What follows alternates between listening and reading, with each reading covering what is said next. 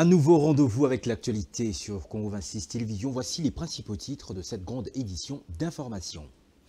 Le bilan de la dernière pluie torrentielle qui s'est abattue sur le village Kassaza en territoire de Fizi au sud Kivu. Revu à la hausse, au moins 110 personnes y ont péri et plusieurs familles laissées sans abri. L'administrateur du territoire, Sami Kalonji, signale 40 autres blessés et 150 maisons détruites. À Kinshasa, l'avenue Kulumba au quartier Kingabwa dans la municipalité limitée impraticable. La population de cette partie de la ville lance un cri de détresse pour une intervention urgente contre cette situation qui ne fait que durer.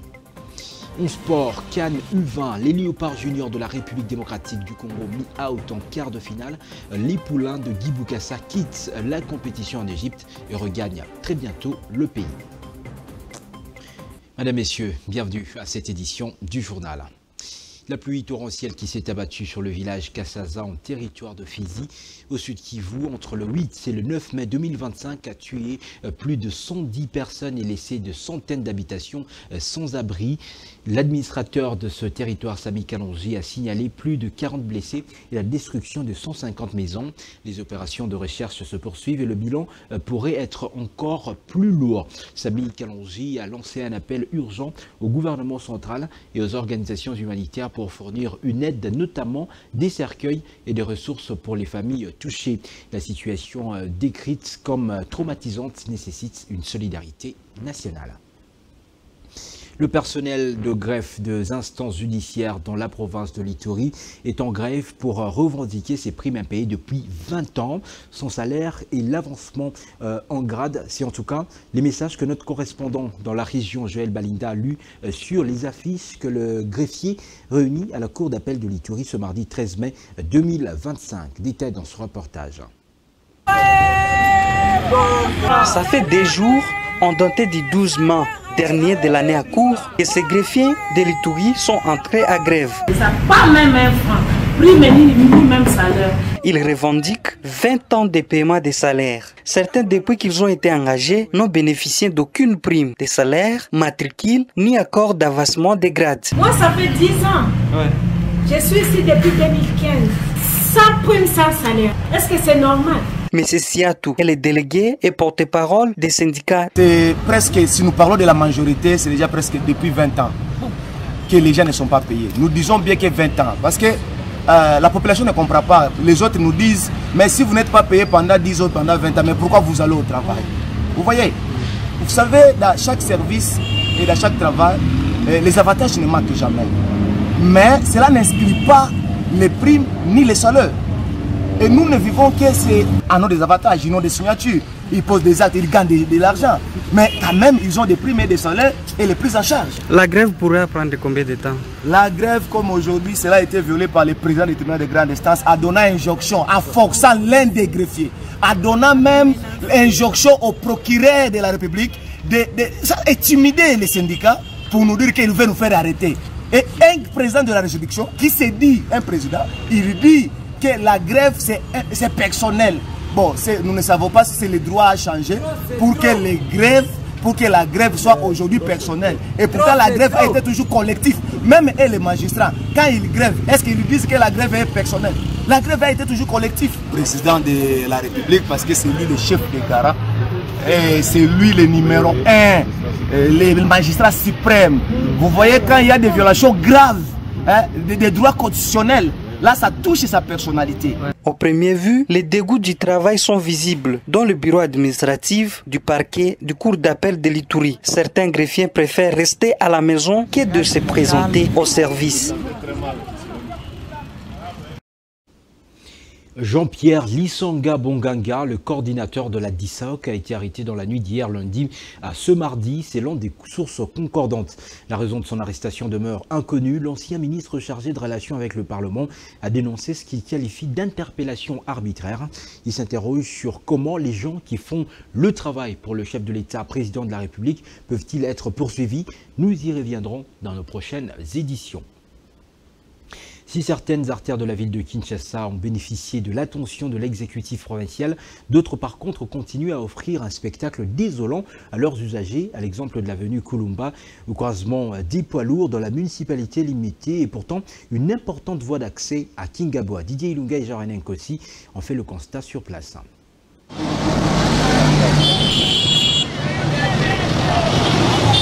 Avenue Kulumba, une des principales voies d'accès et de sortie de Kingaboa, reliant l'arrêt Point-Chaud et Poids-Lourd dans la municipalité écologique de Limité, elle en compte triste de milliers sur son tronçon. Conséquence, son délabrement rend ainsi la circulation automobile quasi impossible, ce qui occasionne au même moment la hausse de prix de la course sur moto et de véhicules qui évitent désormais Kulumba, sauf les camions poids lourds. La population impatiente de voir cette voie d'intérêt public être réhabilitée lance un cri d'alarme aux autorités compétentes et à leurs élus de plaider pour la reprise de ces projets jetés dans les oubliettes depuis près d'un an déjà.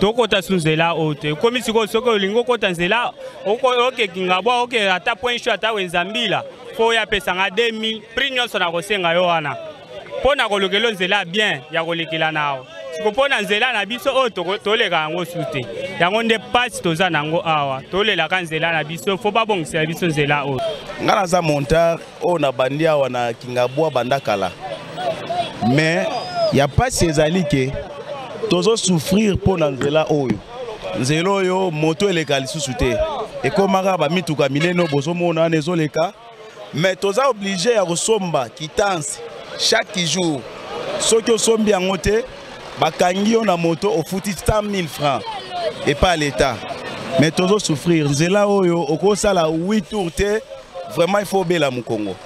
Cet élu de Limité appelle la population de ce coin à la patience. Selon lui, la reprise de travaux de réhabilitation de cette voirie est imminente. Les agents des offices de voirie des drainages rassurent pour la saison sèche. Il y a eu un projet qu'on appelle, il y a eu deux projets à Kingaboa. Oh, il fallait ça la mise en place à Kingaboa. Tout ça, un projet Chile Gelou. Oh, Mingi Batpassa, à Kingaboa, ils allaient grec 7, au Yaba chinois. Et puis tout ça, un projet 3 communes. Dans le projet 3 communes, on a venu Mingi Natang et Zanakati. Mais comme ça, on a que Kulumba, petit c'est Kulumba. Bon, la Kulumba, il y a deux parties. Partie mon commandant la mini Congo où est na terrain waya waya. Ils ont déjà l'avenue est asphaltée, tout est fait. Et si quand les parties waya Kolongwa na 5 isitos on a na mini Congo peut qu'aider si na example ils en a sorti. Mais na 4 projet à 3 communes. Partie à Kolumba Kobanda mini Congo na église 5 isitos qui tenacé ils ont qui na 3 communes.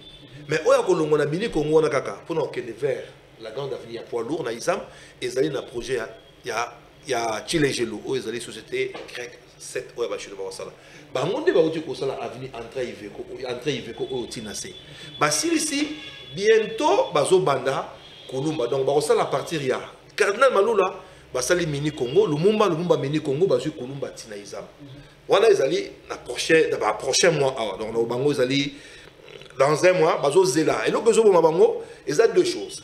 Et ce que les Mbongo pour le ministère de la Finance, il faut pas que ça soit Mbongo. Parce que l'État doit de l'argent dans la entreprise pour ça. Deuxième point à blocage, c'est saison de pluie. Il faut pas que l'équipe de la de toute façon. Rappelons que la remise à l'état de cette voirie entre dans le projet de 3 communes sur 6 axes routiers lancé le 29 juin de l'année dernière par le gouvernement central. Voirie urbaine dans la capitale congolaise, on continue d'en parler. Certaines artères de la ville de Kinshasa sont devenues l'ombre d'elles-mêmes, à l'exemple de l'avenue Kiassa et dans la municipalité Barumbu, au grand regret des usagers. Et pourtant, cette avenue est l'une des principales voies d'accès au centre d'affaires en provenance de la partie est de la ville. C'est le constat de Patrick Leconi et Jean-René Nkossi. Avenue Kassai, le mal a atteint son paroxysme. Alors que cette voie publique paraissait inévitable pour atteindre le centre-ville de Kinshasa par la gare centrale, son délabrement avancé la condamne à la disparition de la carte géographique des Barumbu. Les usagers poussés au désarroi crient au scandale et s'interroge sur l'indifférence criante des autorités face à un cas de conscience qui appelle à l'urgence. Tangu tozaki ba jeune gombe zaki ozo sepela penza kotambola lelo penza za pasi ezana mawa vraiment ba autorité ba okasoni.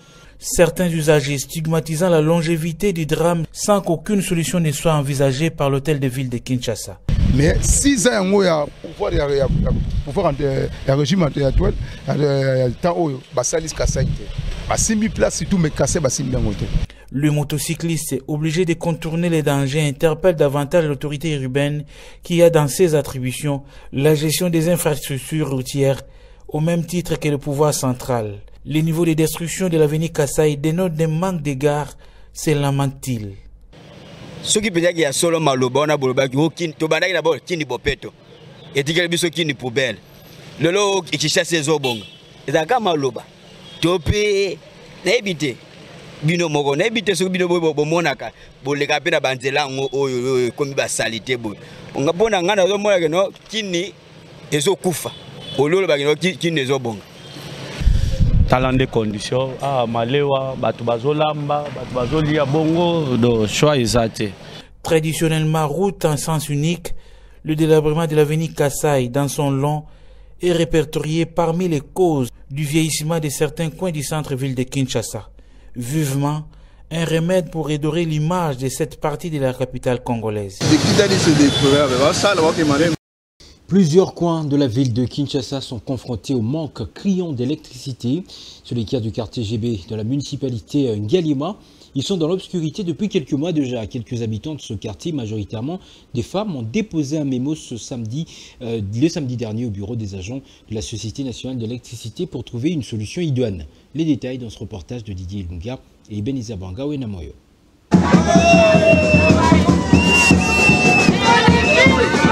Ces décors, agrémentés par des chants au son du tam-tam, écrits des ras-le-bol, est l'expression du nom des habitants du quartier GB dans la commune d'Engaliema, privée d'électricité depuis plusieurs mois. L'objectif de ce processus est d'atteindre le siège de la Société nationale d'électricité situé sur l'avenue Batetela dans la commune voisine de la Gombe, où un mémo dans lequel sont reprises les revendications a été déposé. Nous sommes les mamans de GB. GB, c'est un grand quartier dans la commune d'Engaliema. Nous sommes vraiment au centre de la ville. Mais nous sommes en colère contre la régie des eaux, nous sommes en colère contre la SNEL. Ce n'est pas normal qu'au XXIe siècle, que nous ne puissions pas avoir ni eau ni électricité. Au XXIe siècle, nous payons des factures trop chères, que ce soit la régie des eaux, que ce soit la SNEL. Les cabines que nous avons présentement ne supportent plus la capacité. Le quartier est trop grand, le quartier est trop vaste. Les victimes de l'obscurité appellent à l'implication des autorités compétentes face à ce qu'elles qualifient d'injustice que subit le quartier GB, où des cabines vétustes font vivre l'enfer aux abonnés de la SNEL car incapables de faire face aux besoins accrus de consommation d'électricité dans un espace aussi vaste où bâtisses résidentielles des autorités politiques vivant à Kinshasa occupent le lieu. Nous sommes en train de lancer un cri d'alarme aux autorités qui nous écoutent. Pourquoi cette injustice au quartier GB? Nous sommes des Congolais et Congolaises. Nous avons droit à la vie. Ce n'est pas normal ce que nous sommes en train de subir au quartier GB. En dehors des capacités, des câbles et des cabines électriques, les raccordements même qui sont faits ici à GB, je ne sais pas, ce sont des raccordements du village. Les images peuvent parler. N'attendons pas qu'il y ait des brûlures ou qu'il y ait de l'électrocution, mort d'homme, pour qu'on vienne agir. À noter par ailleurs que le quartier GB n'est pas seul dans cette situation vécue aujourd'hui dans toute la ville de Kinshasa.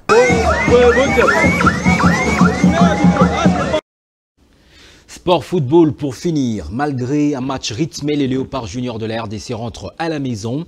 Ils ont quand même fait un parcours moyen en perdant 2 matchs contre une victoire et un match nul. Lundi soir, ils ont perdu de justesse face au Tipolopolo junior d'Afrique du Sud, perdant pendant les prolongations sur les petits scores de 0-1. Et le poulain du jeune coach Guy Boukassa rate plutôt l'occasion de se qualifier à la Coupe du Monde de la catégorie en Chili pour l'année en cours. Ainsi donc s'achève cette grande édition d'information. Je vous rappelle ses principaux titres. Le bilan de la dernière pluie torrentielle qui s'est abattue sur le village Kassaza, en territoire de Fizi au sud Kivu revu à la hausse. Au moins 110 personnes y ont péri et plusieurs familles laissées sans abri. L'administrateur de territoire Sami Kalonji signale 40 autres blessés et 150 maisons détruites. À Kinshasa, l'avenue Kulumba au quartier Kingaboa dans la municipalité limitée impraticable, la population de cette partie de la ville de Kinshasa lance un cri de détresse pour une intervention urgente contre une situation qui n'a fait que durer. En sport, football, Cannes U-20, les Léopards juniors de la République démocratique du Congo mis out en quart de finale. Les poulains de Guy Boukassa quittent la compétition en Égypte et regagnent très bientôt le pays. Bonne suite de programme sur la chaîne de l'unité nationale Congo 26 Télévision, mesdames et messieurs, bonsoir.